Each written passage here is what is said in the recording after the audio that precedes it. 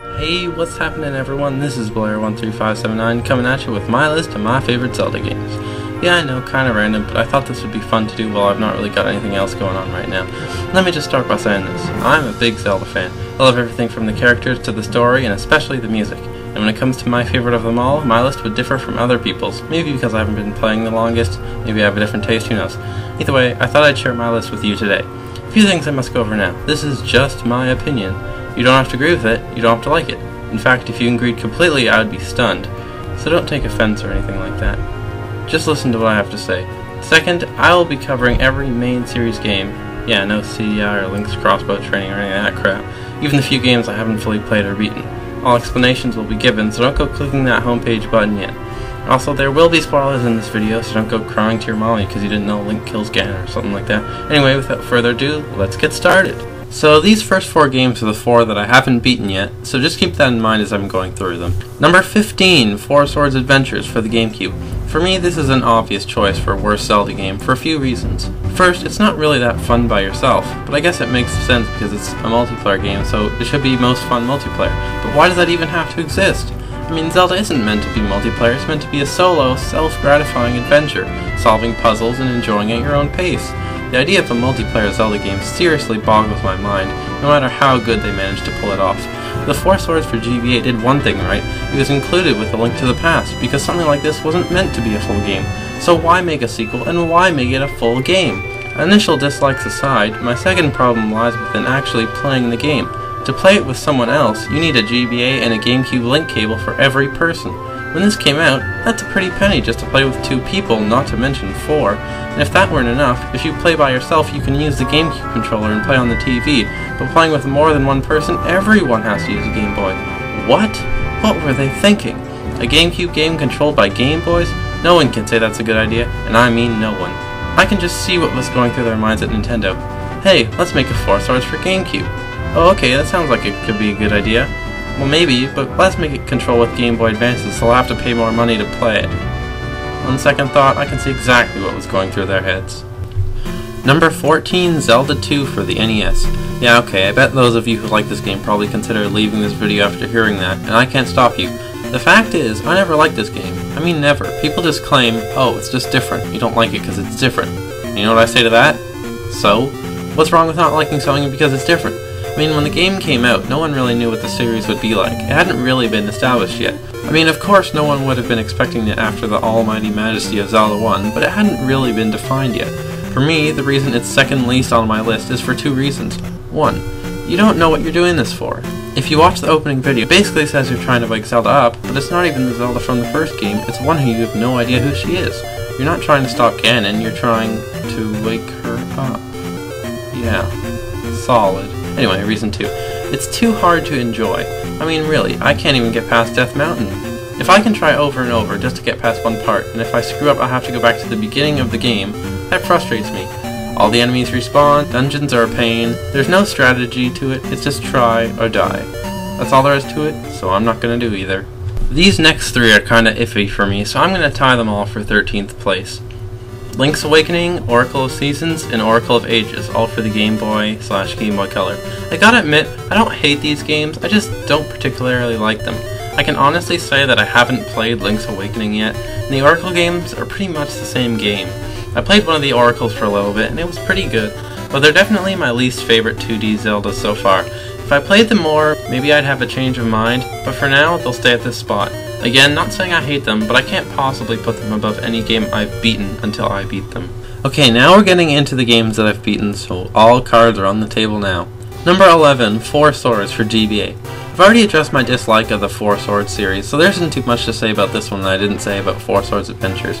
It was re-released as a DSi where you can play by yourself, which I guess is alright. And I like this better because now it's even easier to play along with someone. Because they gave it away for free, anyone who had a DSi or a 3DS can play it wirelessly, which I think is awesome. Because of the limited trouble of going to play it with someone else, I put it higher than Four Swords Adventures. Also, it came with Link to the Past, so how could it possibly get a bad rep, right? Right? Number 10, The Legend of Zelda for NES. This is the part of the list where I feel every game is good, it's just which ones are better than the others. That being said, Zelda 1 is the worst of the best because of what little it has to offer compared to the others in the list.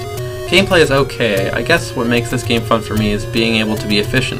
Yeah, great reason. But seriously, I think in some senses this really is a hard game, but also very easy. Heart containers are as scarce as pennies on the ground in New York City, and getting them is a cinch as well. If you know where you're going and how to get there, it's just a challenge to see how fast you can do it. Even if the story isn't so elaborate, that doesn't really matter. It's enough to make you care the slightest bit. Still, this is where it all started, and we would be nowhere without it today. Number 9, the Minish Cap for GBA. In terms of underrated Zelda games, this one is always brought to my attention. It might be the least talked about Zelda game I know of, even if it was re-released for the Ambassador program on 3DS. People just don't seem to talk about it. I will say that I didn't love it. It got a bit stale after a while, I will say. But for a Zelda game made by Capcom, I am still really impressed by it to this day. The graphics are really good, the music is also pretty good too. It's just a solid game in my opinion. I think the best thing about this game, however, is its originality. It has a lot of new gimmicks that really bring out the flavor of this game. Sound a bit like Silent there. The mole mitts were very clever, and were probably the inspiration for the Mogma mitts in Skyward Sword.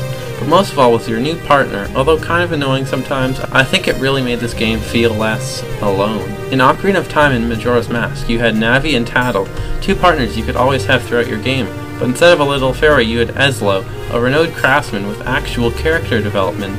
Not that I could say I like that noise he made every few minutes, but I definitely liked his companionship in this game, and that's something that makes this game as high on this list as it is. Number 8, A Link to the Past for Super Nintendo.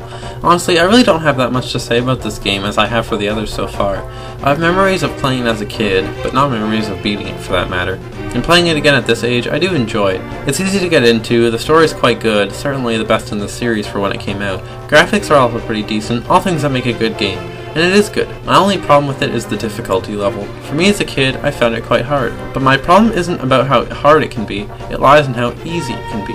Depending on how much you've played the game and how good you've gotten at it, there might be no challenge at all because you know where everything is and all you have to do is do it. There's a point where it becomes kinda like Zelda 1, seeing how fast you can get everything done before you beat the game. I can see it getting to a point where it's so easy, it's not even fun anymore.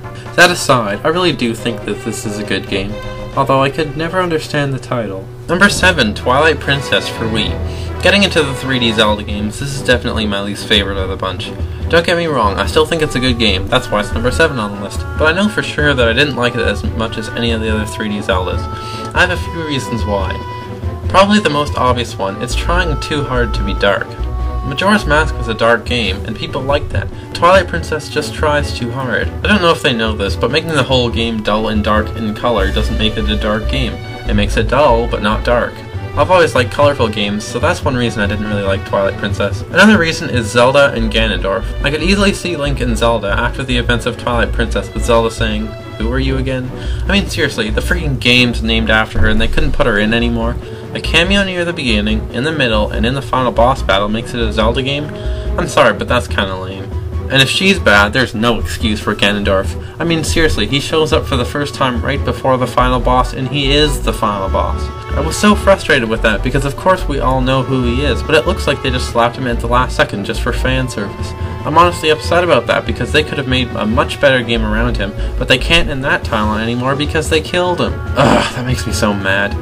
Also, I might be the only one, but I really thought Link's introduction to the game was kinda weak. No, oh Link, you're the destined hero, or anything like that. Not saying that's what I like in every Zelda game, but literally, he's just going for a stroll and BAM! You're important now.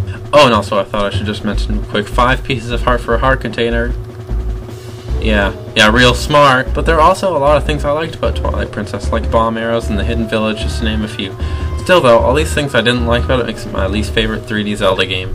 Number 6, Phantom Hourglass for the DS. I wasn't sure if I liked this game better or worse than Twilight Princess, but in the end, I decided to put it above. For me, Phantom Hourglass was not nearly as good as Wind Waker, its prequel, and also in my opinion not as good as its sequel, Spirit Tracks. The controls were okay, the music was also okay, but in reality, I found this game really quite fun. It's a game that once you start playing it, you have to beat it before you can put it down, and good thing it's a portable Zelda game. Certainly my least favorite aspect of it was the Temple of the Ocean King. I hated going back and going through it again and again, although some might argue the Spirit Tower is just like that too. The fact is, if in Super Mario Bros. Every time you finished a world you had to do all the previous worlds again before you could do the next, no matter how easy they are, it gets annoying after a while.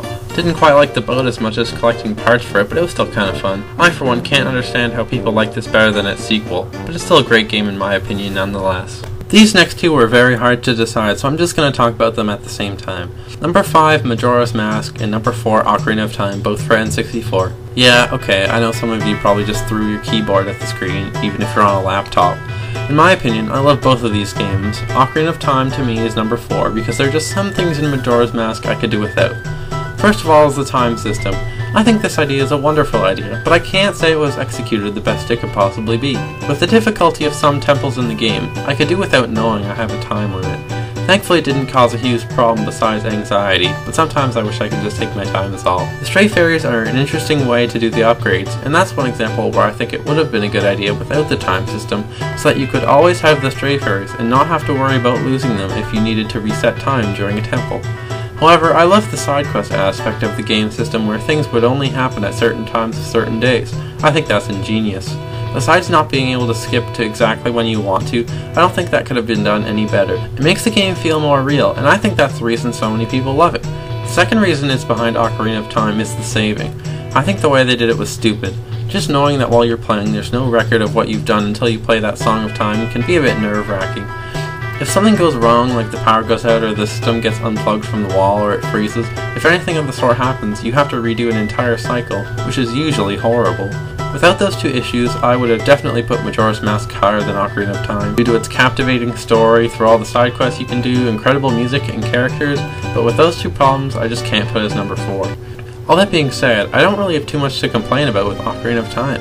Any issues with visuals quickly are erased due to Ocarina of Time 3D, as that's one of the most stunning Zelda games I've seen in terms of graphics, so that's one thing it's got going for it. One thing I definitely wouldn't have put into Ocarina of Time is the Gold Skulltula quest. That's one thing that makes it less enjoyable for me. I know this sounds stupid, but I don't think I'll ever get all of them, and just knowing that I can't 100% the game really is a bit of a downer. Another thing I don't really like about Ocarina of Time is the difficulty. Some places are way too easy, some way too hard. As Child Link, the game might be considered too easy, then you become Adult Link and it becomes too hard. I think one of the best examples of this is in the bosses. No matter what point in time you are, you can expect every boss to be easy. To me, no boss stands out as one that gave me a particularly hard time, which is kinda disappointing. For there to be so much challenge in the temple itself and no challenge in the boss is odd. I think they were trying to be creative with their bosses rather than making them difficult. Still, these are two great games, truly crafts of their kind, revolutionary, and deserve all the credit being given to them. Number 3, Spirit Tracks for the DS. I honestly don't know why more people like this game as much as I do. I mean, really. Seriously, Anyway, Spirit Tracks is my favorite 2D Zelda game and surpasses Phantom Hourglass for a few reasons. The music. As far as music goes, this game's got Phantom Hourglass beat. The overworld theme is possibly my favorite overworld theme of any Zelda game. You know, that isn't the main Zelda theme. And since you're hearing it for what will be most of your journey anyway, I for one can't help but hum along to it. Also, I love how the chugging of the train in the background doubles perfectly as drum beat.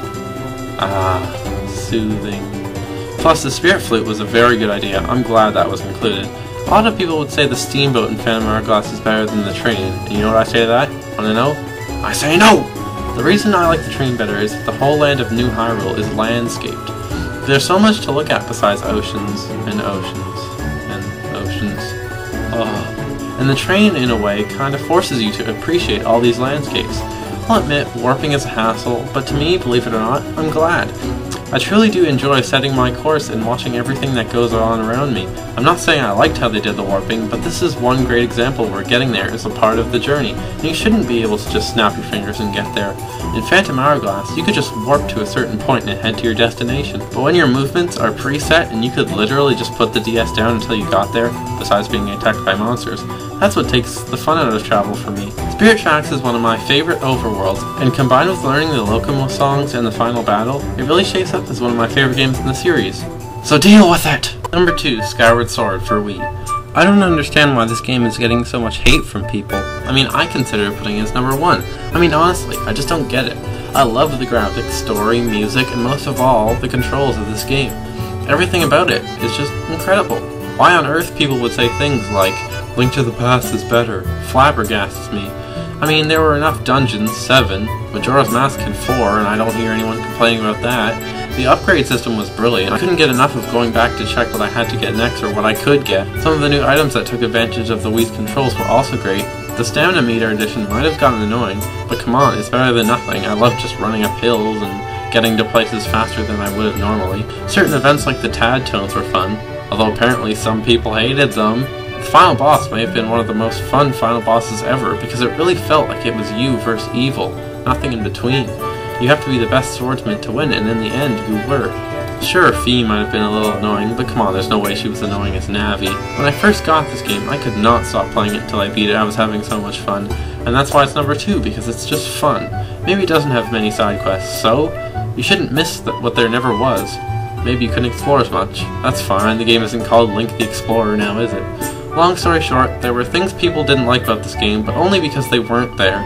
If you can't appreciate what you have, there's no point to even trying anything new. If you can't have fun like I did while playing this game, then go play your Link to the Past. You'll hate it eventually. And finally, coming down to number 1, big surprises, it's the only one left. Number 1, Wind Waker for GameCube. There are so many things I could say about this game, I'll try to keep it short. One of the reasons this game is number 1 for me is because it set its own tone. You had to come into it not expecting anything to fully enjoy it. When everyone saw the new Toon Link, they had to be thinking it was going to be a new Zelda experience. And boy was it. No more riding on horses, no more walking from destination to destination. You had a boat, and boy were you going to use it. The graphics were different from anything else anyone had seen before, and set an example for upcoming additions to the series. The music was a step up, using memorable tracks from previous titles and new, unforgettable ones as well. The temples, for the first time, actually became fun, and weren't just hair-pulling scream fests as to what to do next. Not to mention one epic showdown of a final boss at the very end. Link may look cute, but he packs one hell of a punch. Riding the Kingdom of Red Lions across the Great Sea was a moment where you could just sit back and realize all you've done so far, and all that you still had to do. It was when you knew you were the hero, and nothing was going to be easy, but it was going to be one colossal ride. Hey, thanks for watching my list of my favorite Zelda games, everybody. Make sure if you like this, then click that subscribe button up top for more, and make sure to stay tuned.